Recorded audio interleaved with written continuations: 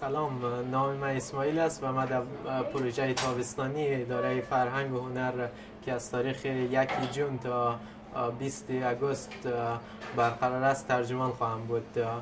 در تعطیلات تابستانه شما می توانید که چیزهای جدید و مختلف را در کنار ما تجربه کنید. برای مثال نمایش، بازی کردن یا همان تئاتر، فیلم، رقص کردن، کار با آهنگ و یا همان دیجی بودن، نقاشی و رسامی، دیدار از موزه ها، تمرین زبان سویدنی در کتابخانه مرکزی استاتس بیبلیوتک و ملاقات و آشنا شدن با دوستان جدید. اگر علاقه‌مند به شرکت این برنامه ها هستین حتما با ما تماس بگیرین.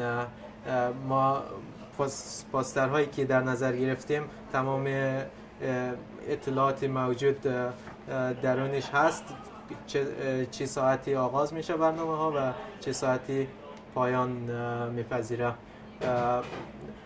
و زبان هایی که ما در نظر گرفتیم که برایشان تولک و یا ترجمان موجود است عبارتند از دری، تیگرینیایی، عربی، سومالیایی.